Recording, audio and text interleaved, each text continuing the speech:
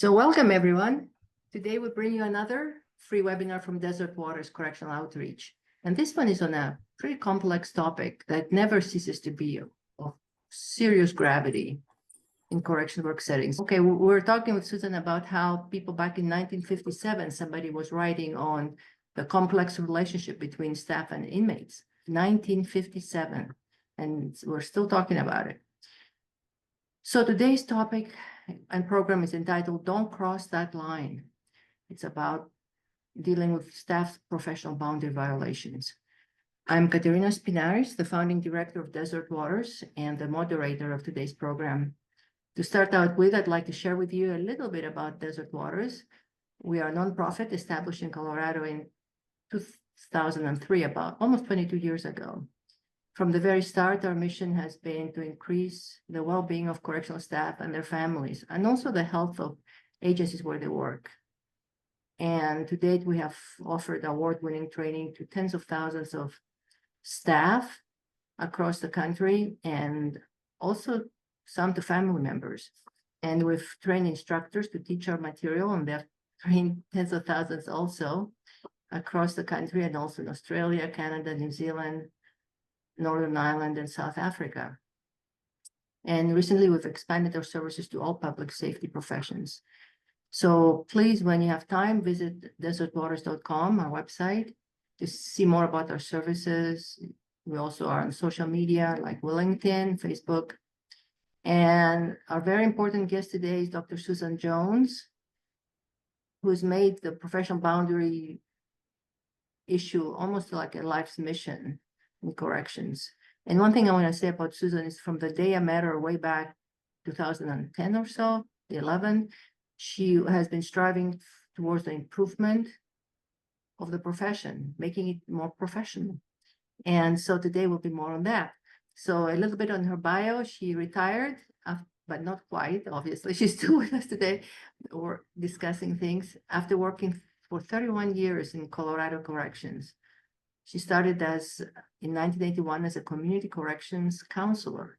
In 85, she entered the Department of Corrections as a correctional officer and retired as a warden. During her career, she has worked with male and female inmates at all custody levels. Her assignments included training, programs, custody control, administration, and case management. She holds a doctorate degree from the University of Colorado in Colorado Springs, and she's the author of the recently published book entitled Crossing That Line, subtitle Boundary Violations Between Correction Staff and Inmates. You can get it on Amazon, very well worth buying, in my opinion, and studying. Dr. Jones believes that the challenges faced in the criminal justice system can be met by prepared employees that are given the tools and encouragement to provide the leadership necessary to improve the systems. So before we start, I'd like to invite you to post questions. So keep yourself muted, please, so there's no echo. And post your questions in the chat. And at the end of our discussion, Dr. Jones will answer as many as she can. We always plan to finish on the hour, but we'll stay for about another 15 to 20 more minutes if we haven't covered all your questions. And you are welcome to stay for that extra time, or if you need to go, please go, do whatever else you have to do. And we are recording today's session so that if you need to leave before the end, you can find it posted in about a week or so on our YouTube channel. And just a little plug for next month's webinar, we're going to be talking about correction fatigue, why combating it can help save careers, families, and even lives. And we'll offer that on Thursday, the 21st of November at 3 p.m. Eastern Time, with Greg Morton and I discussing correction fatigue. And we'll be sending out information soon for people to register. So here we are. Welcome, Susan. Thank you for stepping out of retirement and joining us today to share on your area of really serious expertise.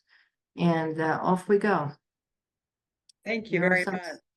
I loved looking at the gallery as everybody's names and videos in a lot of cases were showing up. It felt like old home week for me. So welcome, everybody. I'm excited by the number of people that have taken time out of their day to be here with us today. Here we are on a Friday in the afternoon, at least almost for most of you, and to discuss something that all of us know something about. That is, and Katerina and I were talking more a few minutes ago about I have never met a corrections person yet. That doesn't mean they aren't out there, but I've never met one who doesn't have a story about boundary violations. So I want to just start off with 3 or 4 slides, and then we'll have a more open, less unstructured type approach to this. But if you could advance to the next one, Justin. What we talk about all the time when it comes to boundary violations is what's the big deal? And if we don't have that conversation first, the rest of the conversation kind of gets lost. So these are just some different headlines that I just wanted to kind of remind us what's at stake here. There was a escape out of Kansas a number of years ago where the escapee benefited from outside help. That ended in a shootout, and I believe it was New Mexico. I don't believe anyone was hurt that time. Tennessee, probably one of the first fatal issues I heard about with boundary violations. An officer was actually killed in East Tennessee on a court run, a transportation run. He was killed by a wife of the inmate who was a previous corrections employee. And then let's not forget, more recently, Maryland had the case. Of course, I guess that's been almost 10 years ago. I guess that isn't very recent. But 13 officers were indicted in Maryland that were accused of all sorts of manipulation within the housing units, including aiding gangs, drug scheme. Now, I could go on. I could list, there could be 15 of these slides that talk about headlines. I'm not saying the Maryland was the last one. The 2 that are not on my slide that I think a lot of us have heard a lot about is, of course, the escape out of Dannemora in upstate New York that went on a, what was it, a 13-day manhunt, put a great many people at risk. And then, of course, the more recent one, I believe it was out of a jail in Alabama that included 2 people by the name of White, who Casey and I forgot the other person's name. Vicky. White. Thank you. So let's just pause for just a second and remember what's at stake here when we talk about boundary violations. The other thing I hear all the time is, isn't this just really about hiring the wrong person? So think about that for a minute. If it was really about just about hiring the wrong person, we're better than that as corrections people. We would have figured out who the right person is by now, right? And a lot of our agencies, a lot of our departments have spent massive amount of monies trying to figure out who the right person is. So I challenge you today that this isn't just an individual issue. And a lot of the work I've done, including the book that I just published, my doctoral research that I did, focused on the organizational implications of this, not just the wrong person, the individual. Now, the individual is at fault. I will never totally remove accountability from the staff member who becomes involved with an inmate, no matter what else is happening. But it is much more complicated than that. The next slide just gives you a reference to the dissertation research that I did on this topic. It's out there, it's on the internet, you can pull it up, you can read all 400 and some pages if you like. I must warn you, dissertations are written in a format that they aren't easy to read sometimes. So if you want to read more about it, I really encourage you to read the book that I just published on it. I think it's much more user-friendly and specifically corrections-friendly. But one of the key parts, if you can go to the next slide, in that research is I designed the boundary violation model. Now, I have to say a couple things. This research dealt with female staff who become involved with male inmates. So parts of this model may not be as applicable if you're talking about male staff with female inmates or same-sex boundary violations. So I understand that. But this was written specifically for female staff with male inmates. And I'm not going to go through all the details here, but three things I really want to point out is this all happens in a prison town of some sort. Most of our prisons throughout this country are in smaller town locations. So the prison town has something to say about this. Now, at the very bottom of that slide, the last 4 words I think are, or the last 7 words really, where it says non-fixable problem and can't ask for help, are huge issues. We have to make this a fixable problem if we really want to stop this. But in the middle, look at that circle, the search for connection. And that's probably the most controversial piece of anything I've written. Now I'm talking about our staff's search for connection to human beings, even if those human beings are offenders.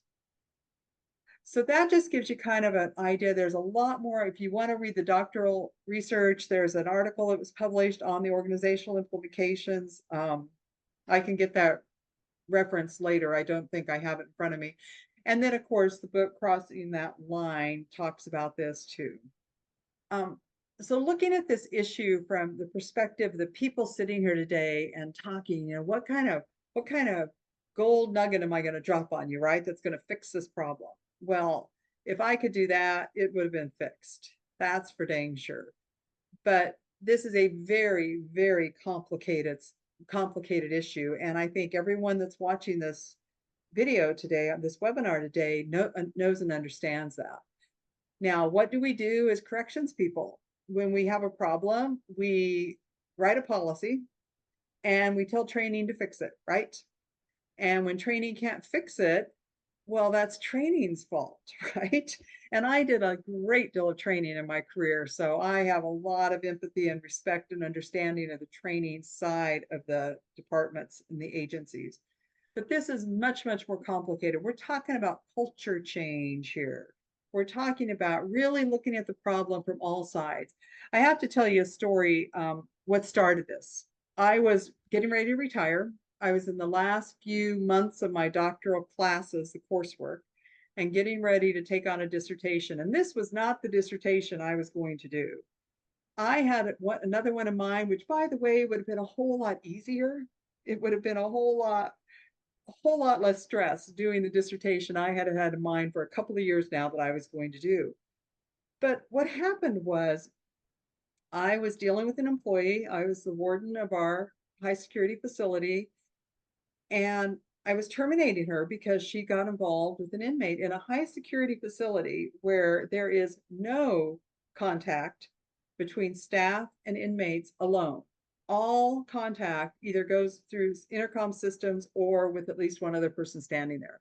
Now, you would think if we could stop boundary violations from happening anywhere, it would be there, right?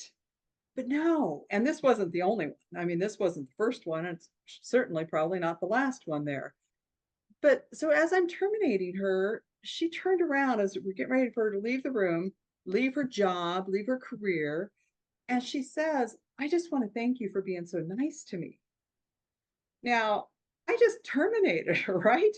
And I'm like, it really stopped me. And I said, I don't understand. She goes, well, I expected to yell and scream and basically belittle her. Those weren't her words, but that's what she was communicating.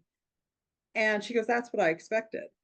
And so what happened was, in violation of our security protocols, I had the security staff leave the room. I had her sit down at the table, and her and I talked about this issue for about an hour. And leaving that conversation is what drove me to this research, because what I figured out that day is we are never going to fix this problem unless we understand the problem from all points of view. And to that point, I had never talked to a staff member after the fact who had become involved with an inmate and asked questions like why and how. And we talked for, like I said, an hour, and I left that day knowing this is what I needed to do. This is the dissertation that I needed to do, because until we have that piece of it, we can't fix the bigger problem. Anyway, that's a very long-winded explanation of that, but that's kind of how I got there. Very, very late in my career. I bet I had 5 months left before I retired at the most. And it became one of those moments of, oh, this is a piece of the situation that we need to understand more thoroughly. Thank you for sharing that, Susan. That puts it in context in a very good way. And so I'm thinking about the center of your model, the search for connection. We're all human beings. The people you manage, the offenders, whatever you want. are human beings. So like you say in your book, sometimes they remind you of somebody, you find them likable. How do you deal with those emotions? What do you do with those thoughts that cross your mind? So it's an internal job, much more than an external, just say no, don't do it. So, and a lot of people, I mean, everybody you check at the academy, on the day they graduate, they'll tell you, I'll never do that, right? I mean, nobody hires on to say, yeah, I'm going to get involved, either bring contraband or take letters out or try to help them escape or have sex with them or whatever. I don't think you find anybody who hires on for that purpose. So what do you say about what happens how do people start sliding down that slippery slope? And they go from it won't happen to me to I've done it. It has happened to me. I think the key is what you just said. We have to understand that it can happen to us first. That's the first step. You know, I was heavily involved in writing training curriculum for over 20 years in our department, including the curriculum about, we called it professionalism, we called it many different things along the way. And this just say no approach, we have found out through the drug awareness and resistance education program that doesn't work, right? The just say no doesn't work. And so here we were in our department saying, well, just don't do it. So frustrating, because I'd stand up in front of basic training classes month after month after month and teach. At one point, I think it was an 8-hour class basically on this issue, if you can even imagine it, right? And I had my fill one day, and I had another issue with the facility where I was an associate warden, I believe at the time, and I was co-teaching with somebody. And so I interrupt the curriculum and I say, okay, and this is a huge class by our standards. It was over 100 people sitting in this room. I said, I want you to raise your hand if you came to work for the department with the express hope of getting to have sex with an inmate. And of course, my co-instructor thinks, you know, this is not in the curriculum, and he's freaking out and everything. But of course, nobody raised their hand, right? And so then I said, so that's the point. You're not even listening to us because you don't think this can happen to you. You don't plan for it to happen to you. And so you don't think it's even possible that it can happen to you. And until you take those kind of blinders down, whether it's a new employee, a supervisor, or a seasoned employee, it doesn't matter. Until you take those blinders down, that I'm a human being and at different points I'm vulnerable, we are not going to make progress in keeping people from that slope, because nobody, I know you're never supposed to say never or always or nobody or everybody, but nobody I've ever met has ever had sex with an inmate or brought in drugs for an inmate, and that's the first thing they did wrong with that inmate. That doesn't happen, right? Now, I've said that, and there's going to be someone out there that says, oh, I have an example, and I'm sure the exception is the rule, right? But most people start by violating the little boundaries, you know, talking too much in front of an inmate. And you're on that slope now. And now that inmate is talking to you about things you should have never said around him, right? And so it's that slope, and we don't see that slope happening to us. And until we can understand that we're individual human beings, we are never going to stop that slide down that slope. And that's the first step. I know, again, long-winded answer, but I think that's a really, really important piece to this. So you talked about a continuum of violation or missteps that start us on the wrong foot and down the wrong slope. A continuum. Would you like to talk more about that continuum and what it might look like for different people? I mean, you have a zillion scenarios in your book. I'm sure you can share on that. Right. And in the book that we keep talking about, almost one half of the book is devoted to scenarios. And the reason I did that is because of what I just talked about. We have to see ourselves as vulnerable at different points in our life if we're going to protect ourselves or protect our coworkers or whatever. And so that's why I spent so much time, and room is devoted to those scenarios, because there's 1,000 ways this happens. We all know we work around guys, men and women. What do we call them now? Justice involved in people, whatever we call the men and women we supervise. I've kind of lost track of what the politically correct word is these days, but we work around people who have all the time in the world to figure us out. And one of the things I think is a really good example is parenting. I don't know about you, but I have succeeded. My children are past teenage life, so I made it through that. But they were really good at figuring out the right approach for the things they wanted, right? And they knew how to manipulate me or their father and on and on and on. Well, now we're working around people who have all day, every day to do that. And so how they approach you and how you start that slide down that slope and what stops you from going down that slope is as varied and different as probably the number of people signed on to this webinar. But almost always it's the minor stuff. The stuff, if you went to your supervisor and said, I just did this and I don't think I should have, your supervisor would have said something like, well, don't do it again. And that'd be the end of it, right? It's that minor of stuff. The talking about yourself in front of offenders who can hear you, the talking about other staff in front of offenders who can hear you. Those are kind of those first steps usually. And remember, we have people all the time that are listening and watching to us, and sometimes we don't even notice they're around anymore. I remember being in this meeting at headquarters, and at headquarters, we didn't have a lot of offenders up there, but they did have a really small work crew up there. And there would be people, we'd be in a meeting talking about some like secret stuff, really. And and we do it not hopefully very often, but once in a while, I noticed those conversations were happening as inmate porters, inmate janitors were coming in and emptying the trash and everything. We just get so used to not seeing it anymore. So that I think is almost always the first step. That kind of sharing of information, no matter where it comes from, whether it's from yourself or another staff member, that kind of puts that bridge out there for the inmates to start having this conversation with you. And then all the way down the continuum, and I talk about a lot of different varieties of that continuum, it can end in a criminal event, which in many jurisdictions, perhaps all jurisdictions now, that includes sexual boundaries. Or it can just be the sharing information. It can just be the sharing of pizza. It can just be the bringing in contraband that with paper clips. I had an inmate once ask me real early in my career for paper clips because he couldn't get them in any legitimate way, right? Well, I was smart enough to say no because I was pretty new and I knew the rules and on and on and on. And I was really diligent. But at another point in my career, might I have given him a paper clip? Maybe. And of course, that depends a great deal on the level of security, the level of facility you're working in too. But those minor things is what this builds on. Like I said, I have never met anybody who crossed a criminal boundary in the absence of all these other non-criminal boundaries that they had already been crossed.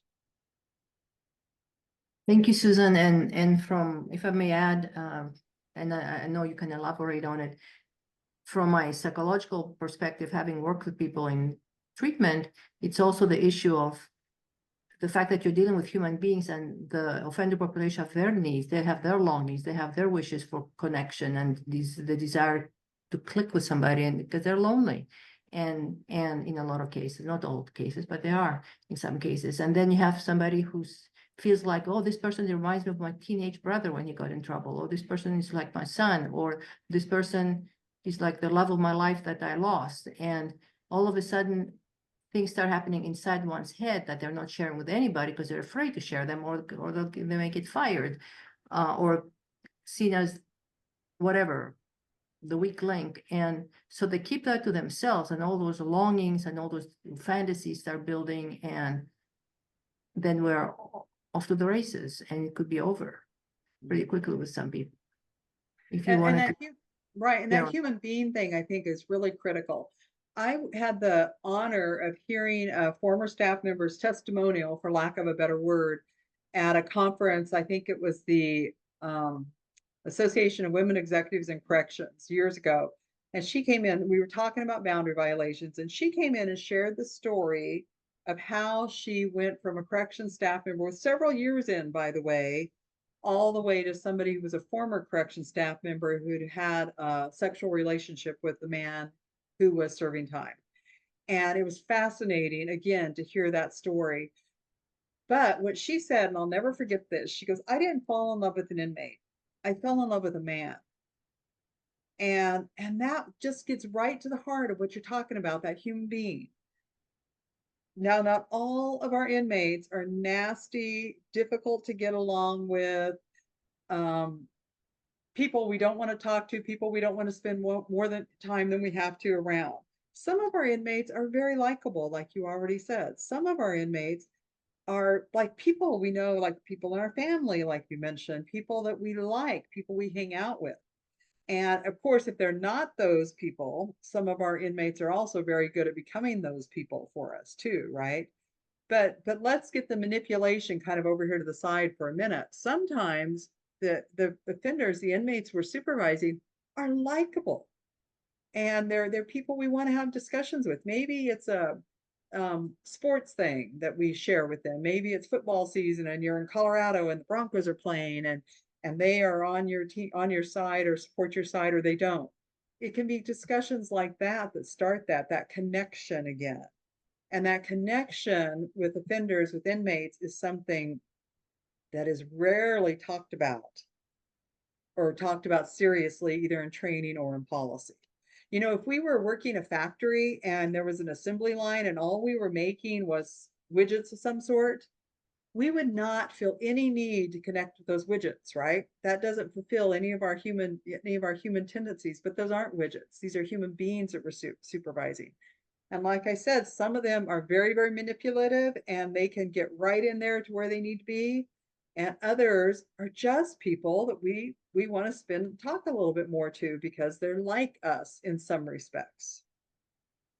Right. And you, in your book, you address also boundary confusion. And one thing that has been brought up in my experience over and over with people is, as we are moving towards more rehabilitation and more normalization and more humane interactions with the incarcerated population, or whoever, parolees, probationers, then one needs even more of a skill to connect, but professionally so. And a lot of therapists get a lot of training, mental health therapists get a lot of training, but even they can mess up.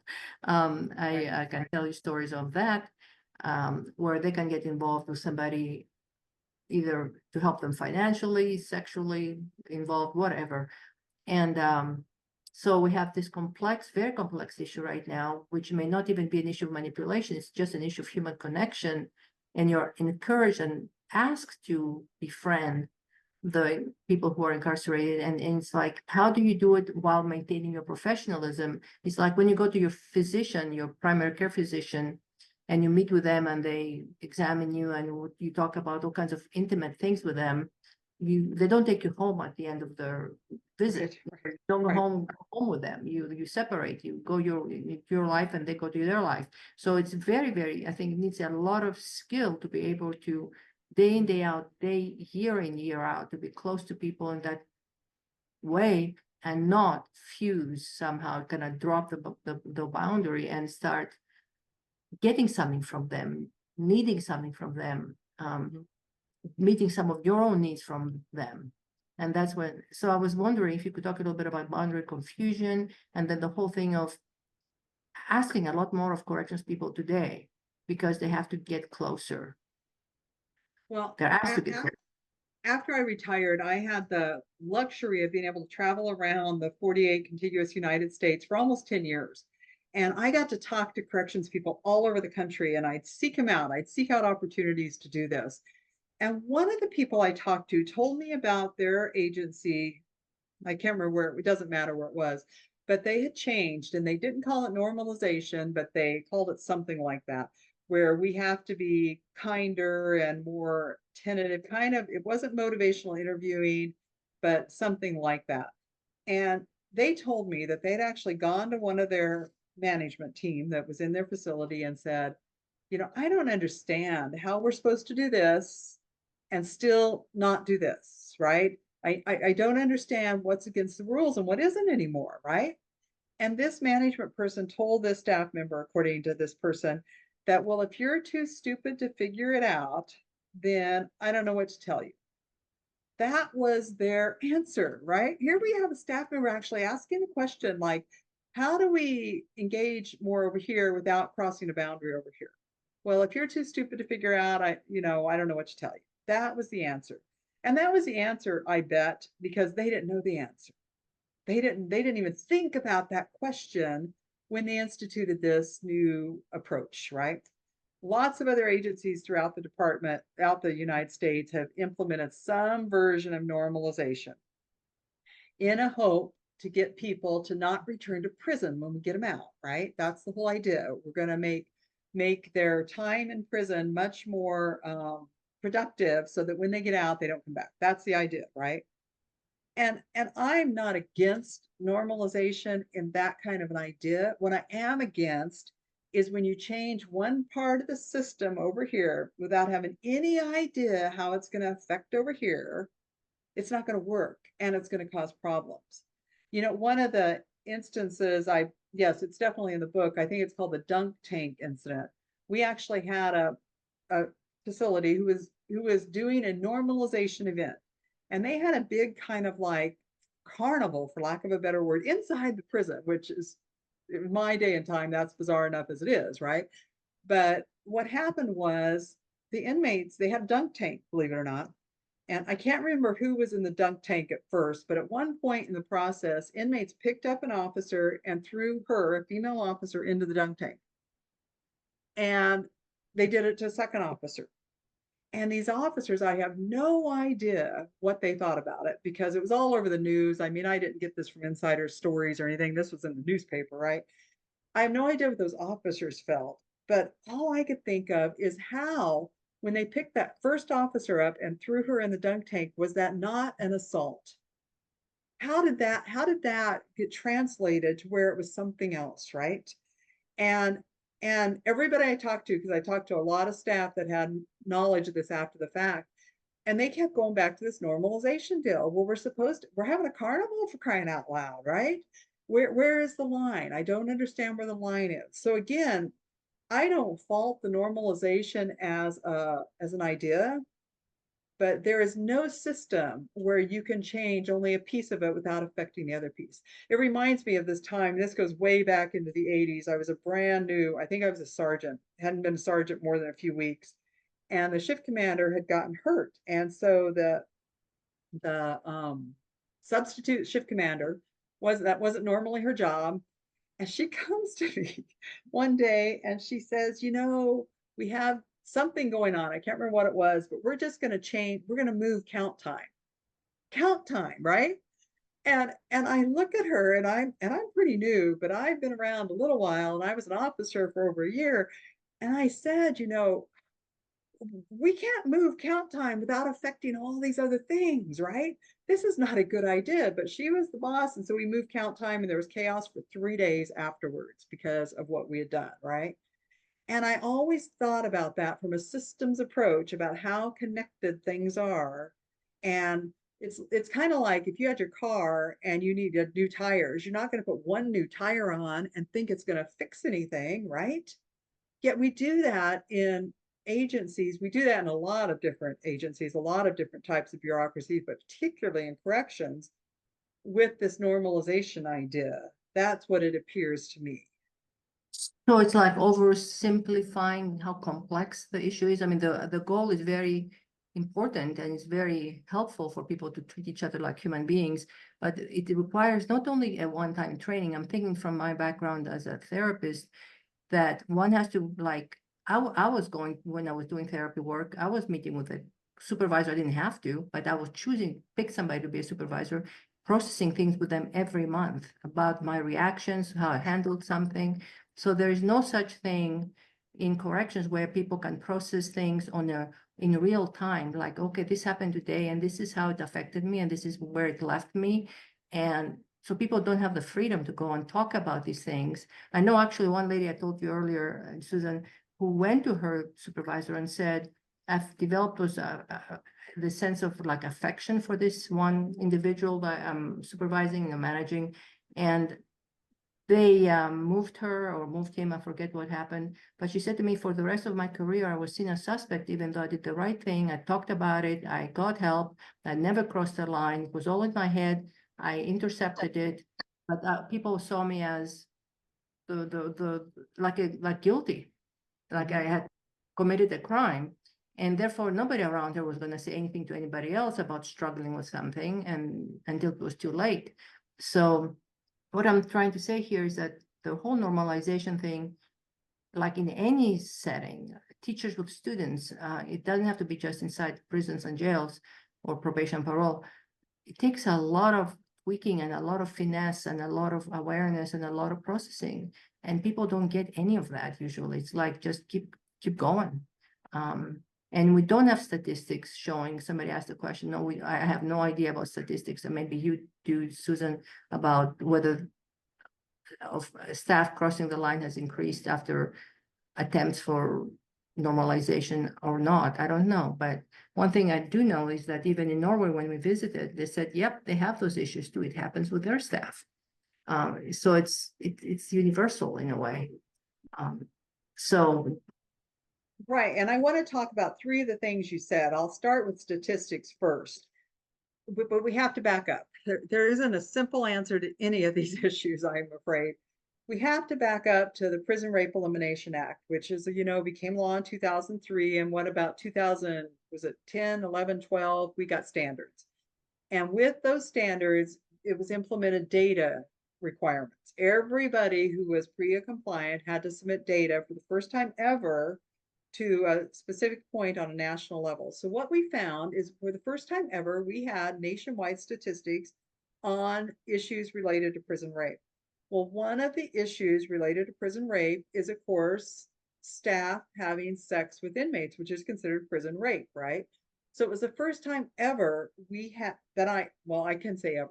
This one is, I can say ever. The first time ever we had nationwide statistics on some form of boundary violation. Anyway, so the first time ever we had statistics, and what we saw was an alarming number of boundary violations, PREA complaints that involve female staff with inmates. Now, as to the question about whether normalization has increased those, I can't answer that because we didn't have nationwide data being submitted on what systems were going through some kind of normalization issue or policy or approach. If we had had that, we could take that and compare it one-to-one to that particular data point. So it's possible, and you certainly could do it on a statewide level because of the PREA statistics. It would take a little work, but it could be done. If you knew your particular state, or it would probably have to be a state, had gone to a normalization approach, then you could compare those PREA statistics pre and post. So that is possible with a little bit of work.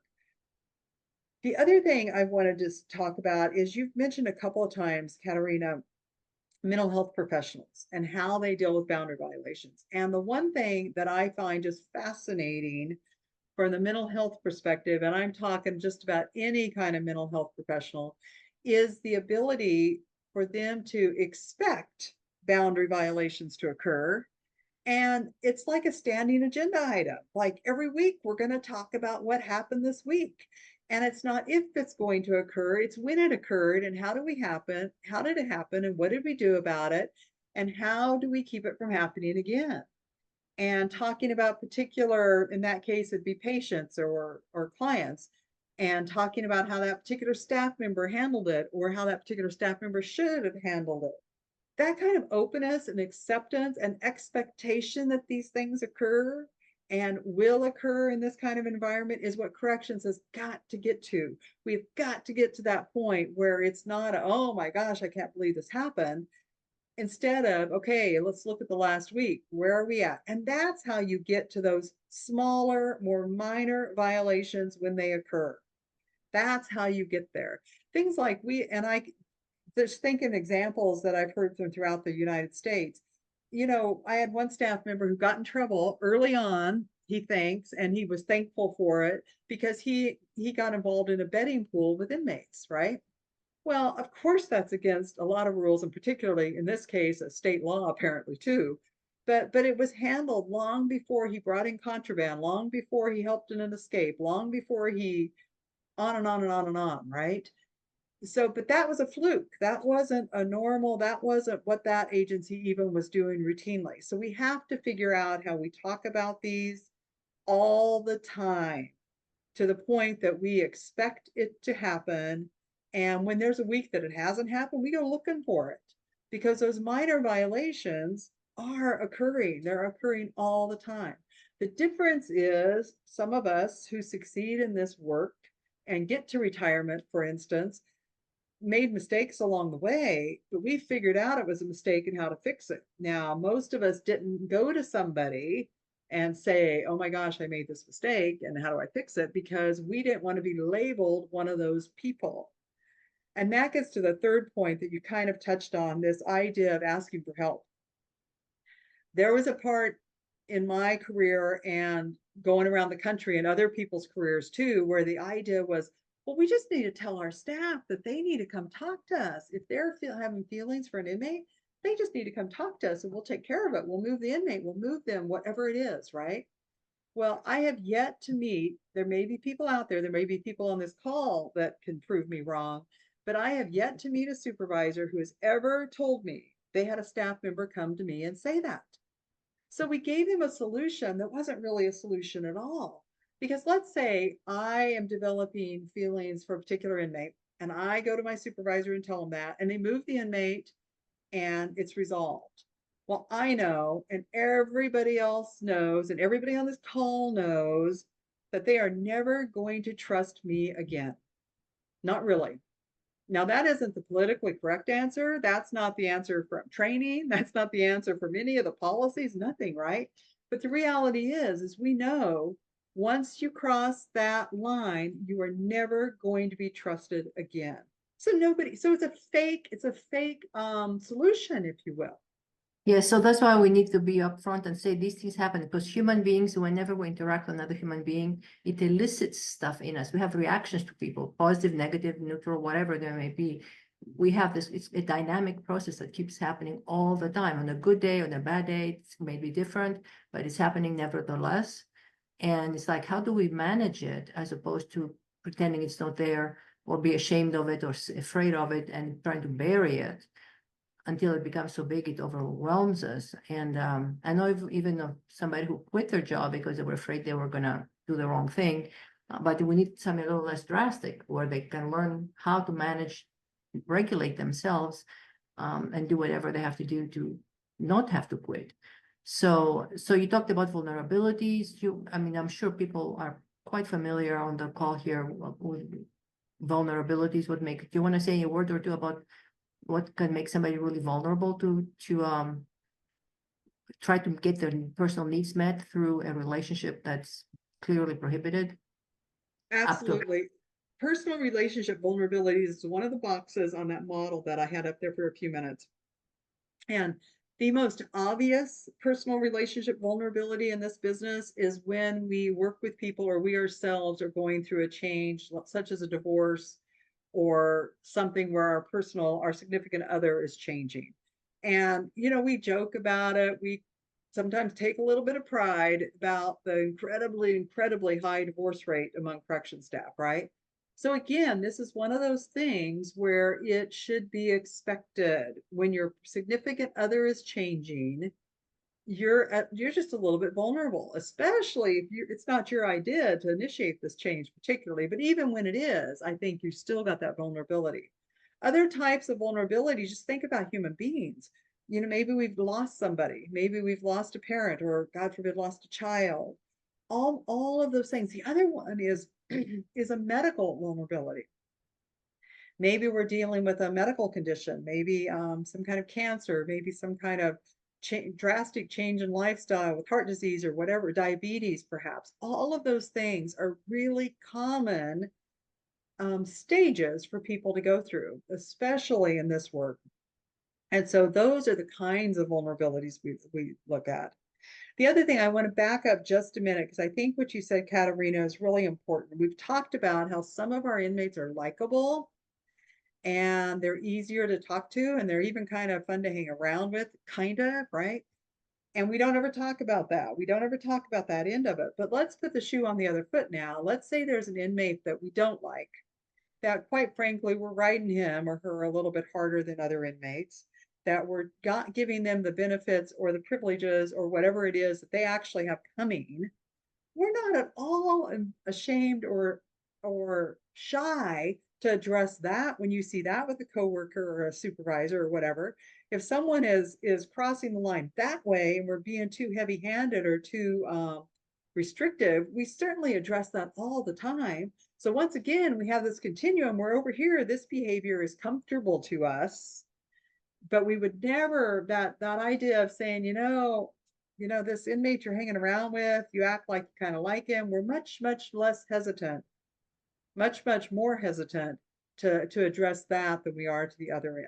I was thinking in your book, you address what can policies do and what can training do to try to slow this train down so we don't lose so many people and have tragedies happen where people die even. So would you like to share a little bit about policies? And because obviously you cannot, you can issue a policy about don't have feelings, but you cannot control it. So would you like to talk a little bit about policy and training and any other solution in mind?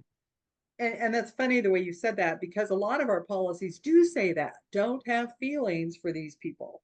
And they don't use those words, obviously, not always.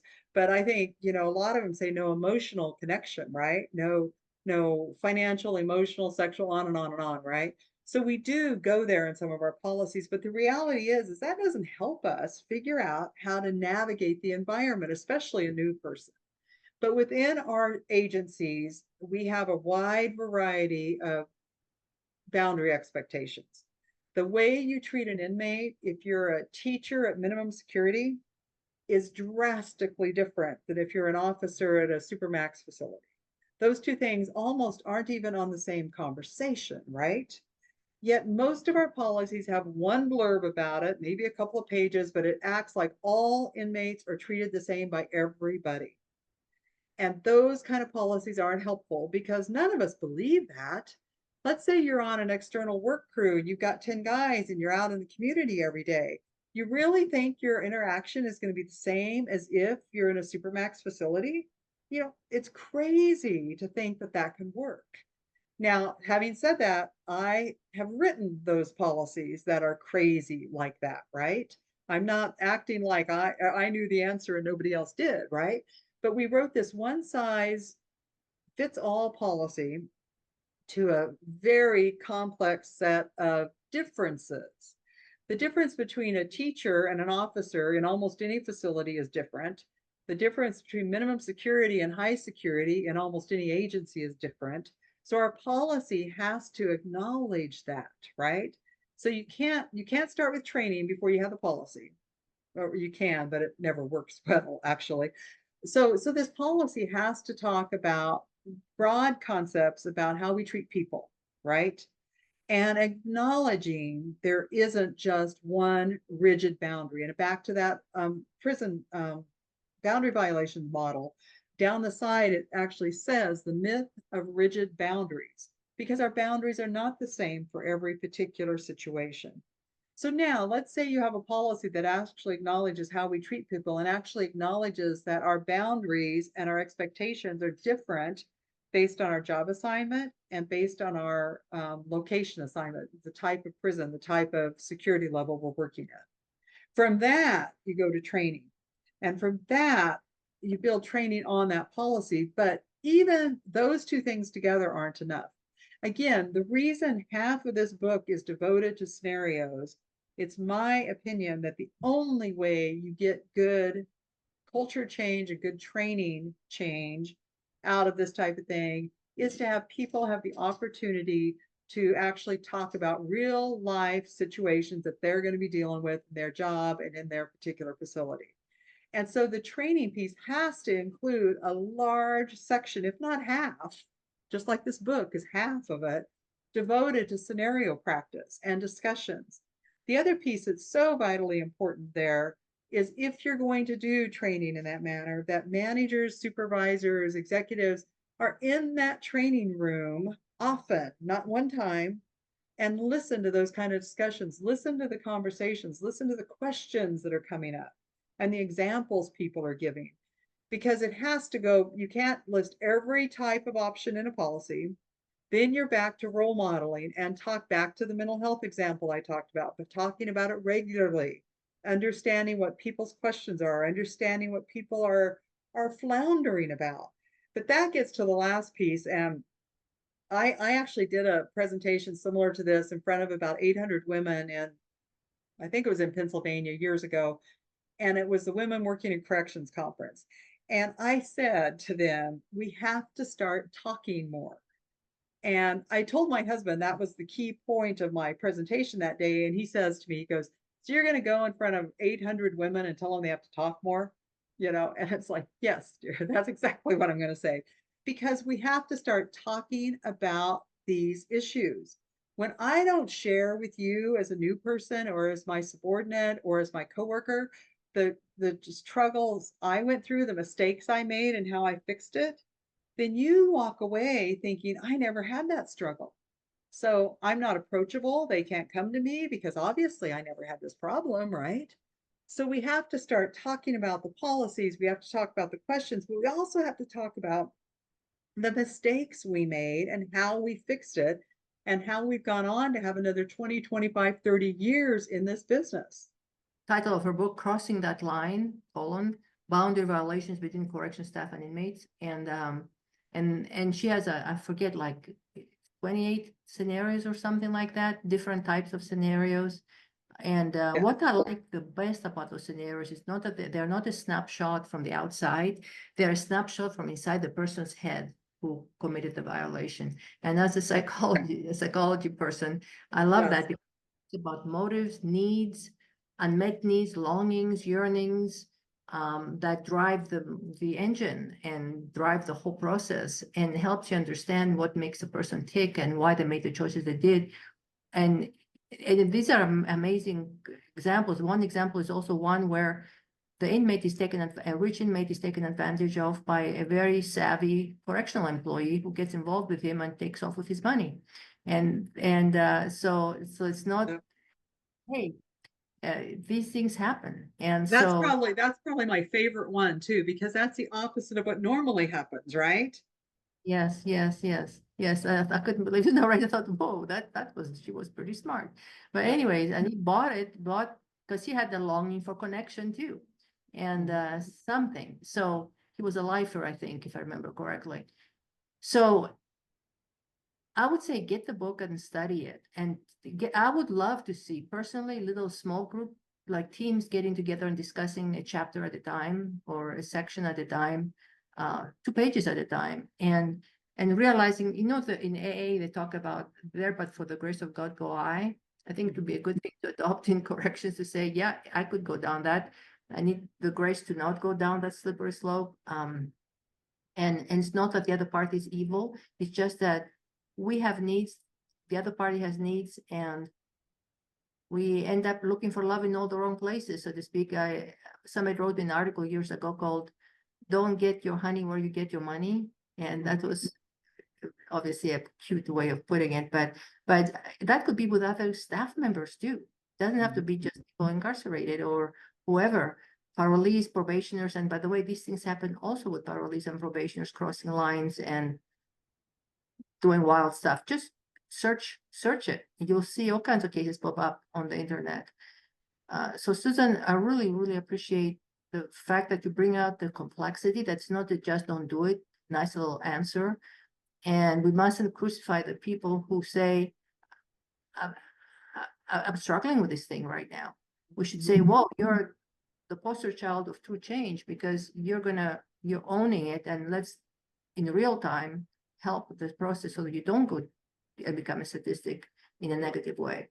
So is there anything you would like to share, like as a wrap up, as we are approaching the end, and then maybe take some more questions from folks?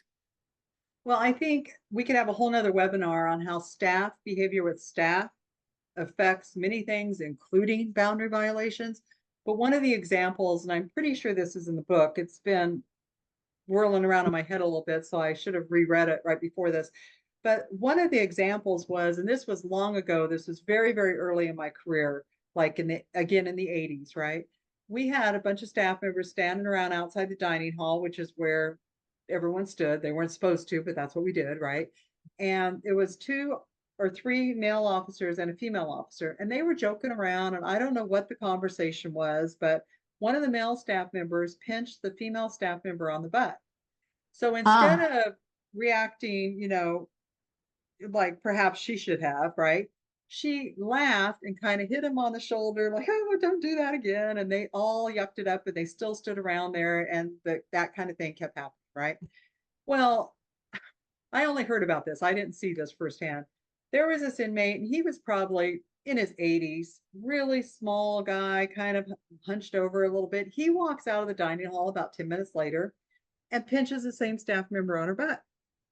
Well, what do you think happened to him? It was a use of force, right? They had him on the ground, they had him restrained, cuffed up. I mean, it was a deal.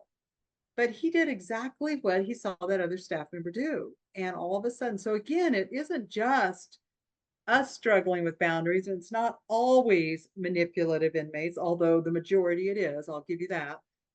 But sometimes it's just, we're going on social cues and we're human beings. And I kind of felt sorry for this 80-year-old inmate who's now, got a serious problem because he assaulted a staff member. So we have to remember that our interaction with each other, particularly in view of inmates or being talked about in front of inmates where they can hear it, is a very big component of this, or can be. Yeah, yeah, yeah, yeah. And on the other end of the continuum, it reminds me of the woman who told me they treat me, they being the population she oversaw in her unit, better than other staff. So she was gravitating, sliding towards other staff for connection, respect, help. She felt in a way they were helping her out. She felt obligated to them because they were helping her out with things. They were showing her things the other staff would not show her or to help her out. And so she started trusting them more than her coworkers. So she was separating herself. So anyways, we can go on for, like you said, forever. Maybe we'll have another webinar if you think. Maybe you should vote, guys. Would like us to have a second part to this, because this is complicated and there are no box. You cannot you could get the book on Amazon, but you have to study it and think about your situations. It's not a nice one type fits all answer, except for the thing of like, we need to really think deeply about these things. We cannot just be superficial and have one nice little pat answer. We have to think about the complexity of settings, jobs. I mean, I'm thinking medical staff, they have to get really close to somebody. Mental health staff, my goodness.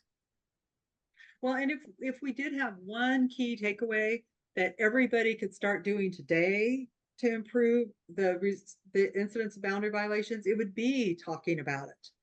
The more we talk about it, particularly issues, challenges, or mistakes we've made in the past, I think that can only help this situation because there's such a wall out there. There's such a wall about that. Right, and it's an all or nothing thinking that if you have any thoughts, you're going to commit the crime. Like, Right, no, there is a big, vast distance between having an initial thought and committing an actual act. And it's like we catch somebody along the continuum and help them make really heart-based choices to not exploit somebody's vulnerability or let themselves be exploited. So we have a bunch of questions here. We sort of address some. One question was, how may changes associated with implementing the California model impact boundaries? I'm not sure, Susan, if you're aware that California has introduced a model a little bit like Norway's, trying to, like North Dakota has done the same, trying to kind of connect at a more human level, less distance. And I don't have any statistics or any feedback on it other than that it's complicated and you have to really learn to guard your heart and leave, really important to leave your personal needs outside the door and not try to get your personal needs met inside. Try to get your professional needs dealt with inside, but not your personal needs. And you have to go ahead. I think from an agency point of view, to say you need to get your personal needs met outside the door is one thing. But when people are working massive amounts of overtime, 15, 16 hours a day, 5 or 6 times a week even, well, how are they going to get their personal needs met outside the door? So again, that's one of those pat answers that is way too easy to say, basically, that's not our problem. You figure that out on your own, right? So we have to assume our staff need as much help in this change of culture as maybe more. Maybe more. We have some staff that have done a whole lot more time, right, than some of our inmates, right? So maybe we need to assume before we go changing the culture, it sounds like this California model is based maybe on the Norway model. We need to assume that isn't just a flip the switch and we're good, because No. that's the way we do policy sometimes. And one thing that does happen in Norway is they have overlapping shifts. So the outgoing shift spends about 20 minutes with the incoming shift about what happened, how they dealt with it, what they could do differently, what they could fix, need to take care of, what happened with themselves and their reactions. So they have some time to process. I don't think in the United States we have I much got, time to. this is the cynic in me, okay? I started working our system when we had a 15-minute overlap. Full 15 minutes, same thing, right? This was in the 80s again, a long time ago, right? It wasn't a 15-minute overlap. It was a 3 or 4 second out the door and get out early overlap. So if that's really happening, kudos, power to them. But you're saying that, and I'm immediately thinking that isn't happening. Now maybe it Right. is in some places, but I'd be It was surprised. there. Yeah, it was Good, there because good. dug deep and really did very amazingly deep processing about the reactions to somebody Okay. and how they handled it and how else could they handle it next time. So it was teaching moments, but that was a good Good. 20 minutes sitting there and doing that work. And really people need to be processing all the time because these things happen, and the more tired you are, sleep deprived, fatigued for whatever reason, the more likely you'll be to go for like you go for junk food when you're really tired, you want a quick Right. fix. You may go for a quick relationship relief or need meeting relief because it's right there. Mm-hmm. So you're more vulnerable when you're tired. At least I think so. So Right. anybody else? Let's see. Boundary violate 12 new men. My goodness, the messages are coming thick and heavy. Somebody agreed with you, Lori, about, Susan, about overlap. Okay. Wow. You know, So, one of the well, things that I said, if we can do nothing else, starting to talk about it will be an improvement. And I want to caution people that you can't just go into a culture that isn't accepting of this kind of conversation, start talking about it without labeling yourself in a way that will ostracize you. So I want to kind of caution that you have to understand your culture too. I don't want to get people like ostracized because they did what I told them to do, right? yeah, yeah. Like if you're talking about it, you're having a problem. Yeah, yeah, exactly. Like, what's the matter with you? Just, yeah. And the whole thing of dehumanizing, I think, takes a huge toll on people where they're trying to control those urges or whatever you want to call them by dehumanizing the other party. I don't think that will work very well in the long run either. Because that's when they may see them as an object to be exploited down the road too. Especially women inmates. So anybody, we have tons of questions flying in. But I think what you just said is dehumanizing people is how some of us survive, mhm. sometimes our whole career, sometimes parts of our career. So, and sometimes that's a defense mechanism. That's what's saving us, right? Is by dehumanizing people, especially in the higher security facilities, quite honestly. But again, you can't work like that for 30 years and come out with a life. And Right, or so you, it can't be the solution. no, that's where we talk about the correction fatigue model. Now that's how people change and become aloof and distant, and nobody wants to be around them. Right, right, right. And, I know we had the retirement webinar last month, but and I don't know if we talked about this then, I can't remember. I've slept since then apparently. But one of the things when people retire, they do one of two things, it seems like. They either crawl into a hole and you don't even hear about them again until they're dead, and everyone's talking about what a great guy they were or woman, or they become really active and vibrant and they have this whole other life, and they're smiling all the time. Well, obviously we want the vibrant and active and smiling all the time, but it'd be nice to get a few more people in the middle too, because it seems like we have these two extremes. And I know a lot of people that have crawled in that hole, and I never heard about them again until we found out they were dead. So again, it's that lifelong perspective. The idea is to have there be something left of you when your department is through with you. You know, people are complex. We are complex human beings. Even pets are complex. They have little personalities. And it's so easy to make it all or nothing. This person is all good or all bad, Right. or like somebody wrote about monsters, seeing the incarcerated population as monsters. No, even the guy in Alcatraz, took care of little birds and came up with bird disease treatments. And he was very tender and caring towards those little birds. So people have many facets and many sides, and that's what can get you.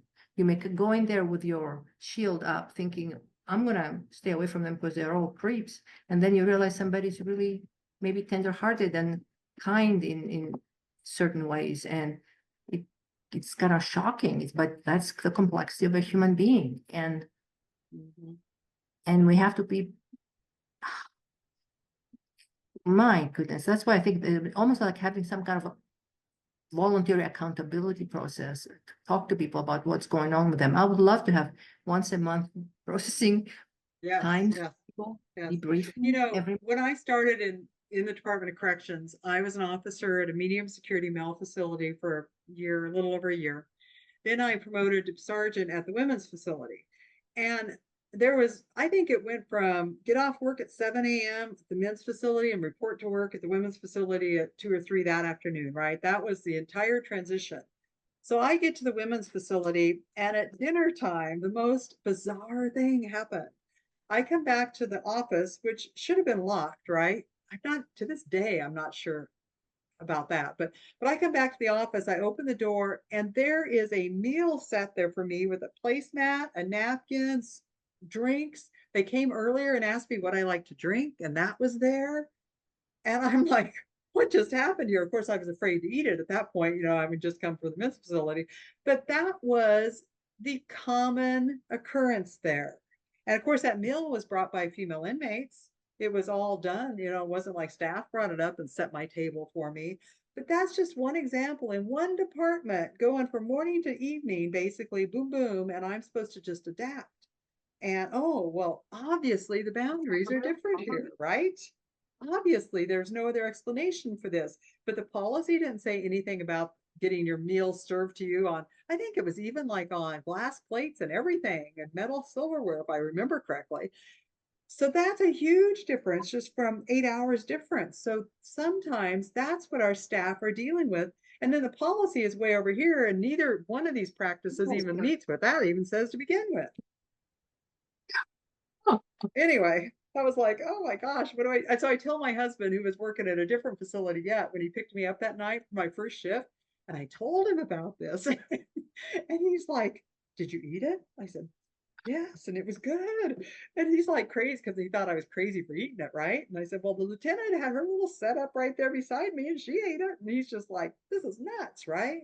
But that's what, think about what our staff feel like when that happens, even within the same facility sometimes. Maybe it's within the same different shifts or whatever.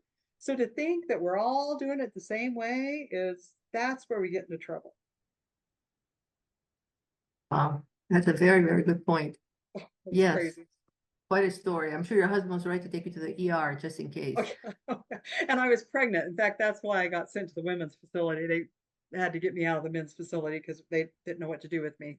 That was the first time we dealt with that in our system. But so I'm pregnant too with our first child, and he's like, "You ate it?" And I'm like, "Yeah, and it was pretty good." So anyway, it was crazy. But I didn't think about that in this context then, obviously, right? At the time. And then of course I leave that women's facility after I have the child and go to another male facility. They aren't bringing me dinner. Can you believe that? They expect me to like bring my own lunch and heat it up and everything all by myself. So again, the same system. We're kind of like, it feels like we're kind of jerking people around, doesn't it? Yeah, yeah. But I love people with a lot of history in their background. You get a much bigger, broader picture of how the profession has evolved or Yes. whatever it did, taking interesting turns here and there. So thank you guys. I mean, let's see. Justin, do you see any other question we should address here? We kind of hit on several of them. And I know Brent is here, and I know you contributed in our section, Susan's book, Brent. Brent Parker. Thank Hi, you. Brett. Good stuff. Yeah. I think we touched on them all. The Okay. other thing I would just like to say is if you have feedback about the book, or you think I'm wrong, or you think I've really missed the boat, I would love to hear feedback too from anybody. Yeah, because that's how we learn, right? And It because is. it's such a complex situation, it doesn't apply even to the same department on different days sometimes. Right. So tolerance for ambiguity. I remember that's one thing I was taught when I was back in school. They said it's very important to have tolerance for ambiguity, being able to tolerate that things are not clearly all black and white and kind of flexing and trying to get the big picture. And there's a lot of ambiguity here, a tremendous amount of ambiguity, and a tremendous amount of too many factors playing in at the same time, determining outcomes. So thank you. Thanks first for doing this work, guys. And ladies, would you be interested in another round of professional boundary talk, like getting into the model more and other things? Yes, okay. We have several yeses here. And maybe even in between now and then, maybe send us some of your, it might be interesting to send some of your questions or your own scenarios that you've come across to be discussed and addressed. Susan came up with a zillion ones that are, each one is different from the other one, but I'm sure you have more that she hasn't touched on. So if you want to send anything in, because really that has been a plague in the departments that I've seen since I started looking into corrections. It's been like a very, very infectious disease, and it really ruins people's lives. One thing you haven't talked about, Susan, maybe we can steal a minute or two here, is how it affects so many people, not just the people immediately involved, the peers, the family members, the community. You want to say something about the fallout? Right. And back to the scenarios for just a minute. What I did is I sat down several years ago with a group of corrections people. I think we were all retired at that point. And I said, I want to do scenarios that come from every perspective possible. And so we sat there and did like a brainstorming list, and every idea was written down. And so what I tried to do with the scenarios is give at least one scenario from every possible point of view I could even imagine, right? And that gets back to your question, the impact of people. One of the scenarios in the book is from a clerk at a retail store and the effect it's having her just hearing the stories coming through her line, for crying out loud. So I tried to get to every possible perspective, including community members, family members, coworkers, family members of the coworkers that weren't even the target of the particular issue. So you could go on, and that's what I did with these 26 to 28 or whatever it is, different scenarios, is tried to look at it for all these different ways of looking at this issue. And that really brings home the point you made, that the effect is so widespread. And then remember the model, the outside of the model is the prison town. So that gets even into the community, even into your kids' junior high or high school, perhaps, whatever it is. So I think that's a real piece of this, that it isn't just happening to one person almost ever. Yeah. Yes, I remember a whole department being shaken up when the wife of a staff member got involved with one of the people. She was working in the department too. She got involved and took off with that person that she was managing and supervising, and the fallout, how he was affected and how everybody around him was affected, and what he had to go through to kind of regain his capacity to go back to work. Right. Because he was the laughing stock of some people, and he was heartbroken and enraged, and you name it. And man, it almost took him out too. He almost gave up his career, and he was a really good professional. I met him. He was a fantastic instructor for correct fatigue fulfillment, but even years later, he was choking up talking about that experience. It was like somebody died a horrible death, you know? So, especially if you look up to somebody and you think they're a straight arrow and then you find out they've messed up, it's like, what? I thought they were straight arrow, and I'm talking staff. How it And we're shakes up. getting back to that because we never show that side, even when we've made mistakes, not in this example, but even when we've made mistakes and lived through it, we never show that side to people. That's part of the problem, right? What I would love with a future webinar is to have some of the people on here that have lived through the normalization projects, whatever you want to call it, and talking about it from that point of view, because that's been since I retired. That whole thing, that ship has come and sailed and someplace it's sunk by now. But what that was like to actually work through that normalization piece, whatever they called it, I think that would be a fascinating added component personally. Yeah, because it adds so much complexity to having good Right. boundaries. It takes Right. so much more skill. Oh my gosh. Okay, so we're gonna be thinking about some things for the new year. It won't be next month or the month after, but to be sometime in the early new year, part of new year, and hopefully you're on our mailing list and you'll be getting maybe even a request to participate or whatever. So thank you. Thank you for taking time that is precious. You don't get back. We hope it was somewhat constructive for you. I know it's a heavy topic. Mhm. Thank you for investing in this profession, and we want to invest in your sanity and your well-being and in your long, successful careers, because you do something that's very, very important. Not a lot of people can do. That's the truth. Yep. So thank you so much. So thank you. Take care. Send us your ideas, and we go from there.